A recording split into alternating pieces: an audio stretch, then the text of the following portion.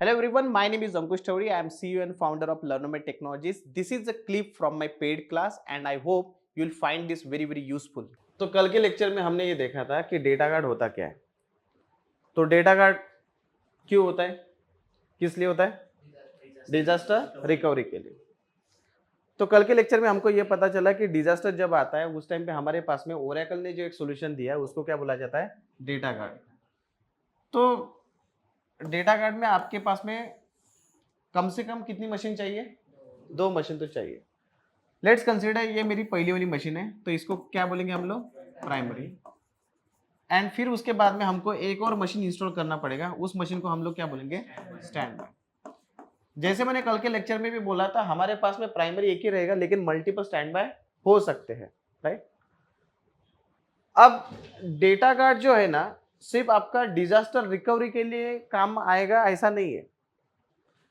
Consider a situation कि जो disaster होता है वो डेली होता है क्या? ओके। अगर मेरे पास में एक प्राइमरी है, एक स्टैंड बाय है, तो डिजास्टर तो रोज होगा नहीं। तो ये वाला जो एक्स्ट्रा मशीन मेरे पास में पड़ा है, तो इसका कुछ ना कुछ तो यूज चाहिए मुझे, राइट? जब मेरे यूजर्स कनेक्ट करेंगे तो यूजर्स कहाँ पे कनेक्ट करेंगे बाय डिफॉल्ट? प्राइमरी को। तो फिर आप बोलोगे कि अगर डेटा कार्ड मतलब डिजास्टर रोज होता ही नहीं है, तो ये मशीन का फायदा क्या है फिर, है ना? तो डेटा कार्ड का जो सेटअप होता है वो डिजास्टर में काम आएगा, वो बहुत सही है, कोई दिक्कत नहीं है।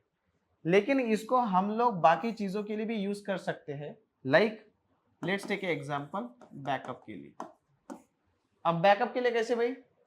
क्योंकि जो डेटा मेरा प्राइमरी के अंदर है वही डेटा किसके अंदर है?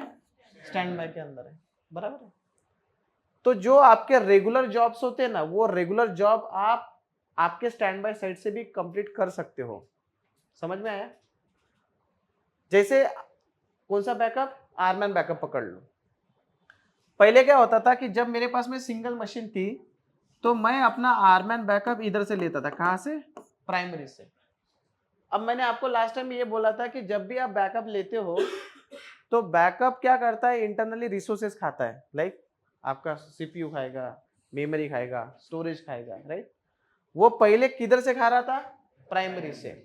मतलब ऐसा कंसीडर करो कि जहां पे लोग यूजर कनेक्ट कर रहे हैं वहीं पे आपका बैकअप चल रहा है, तो इसका जो परफॉर्मेंस है वो क्या हो जाएगा?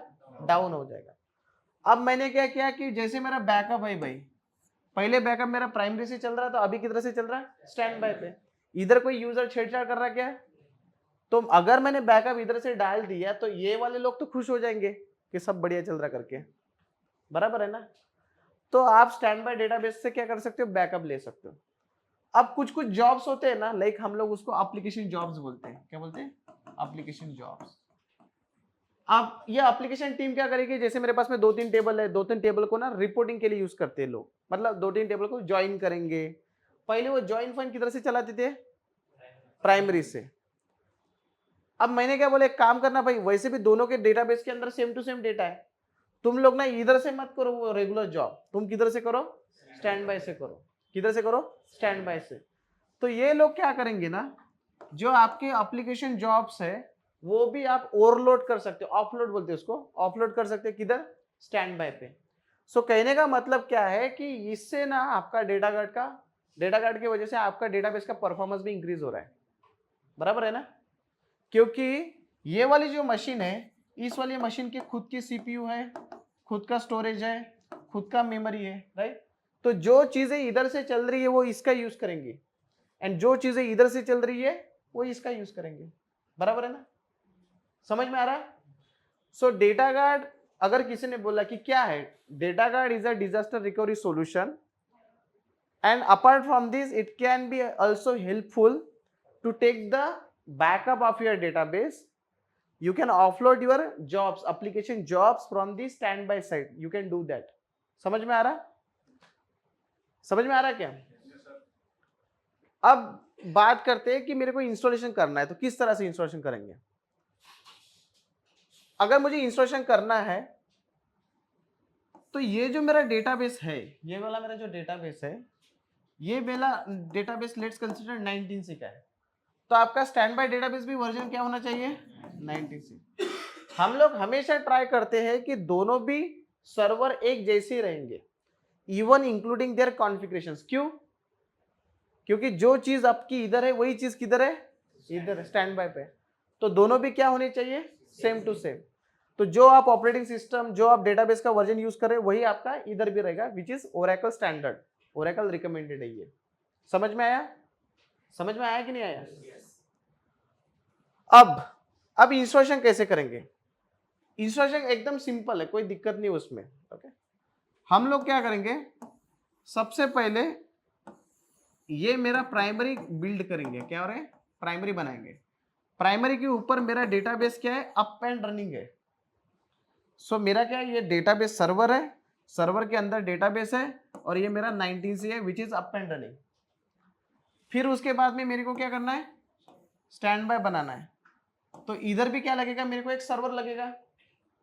इस सर्वर को हम लोग कौन सा सर्वर बोलेंगे, स्टैंड बाय सर्वर। तो सबसे पहले हम लोग क्या करेंगे ना, यहाँ पे सिर्फ सॉफ्टवेयर इंस्टॉल करेंगे। क्या सॉफ्टवेयर इंस्टॉल करेंगे, 19C का सॉफ्टवेयर इंस्टॉल करेंगे, सिर्फ सॉफ्टवेयर। डेटाबेस है कि मेरे पास में, लेकिन इसके अंदर जो मेरे को डेटाबेस चाहिए वो किधर से आएगा, प्राइमरी से। तो हम लोग इधर से डेटा इधर मूव कर सकते हैं, ये एक ही बार करना पड़ता है।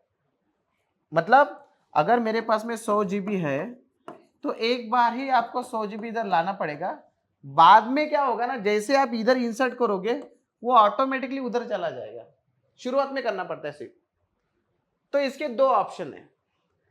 एक ऑप्शन है कि आप आरमैन बैकअप एंड रिकवरी यूज कर सकते हो। मतलब क्या करेंगे, इसका बैकअप लेंगे, किसका, प्राइमरी का, एंड यहां पे जाके रिस्टोर कर देंगे।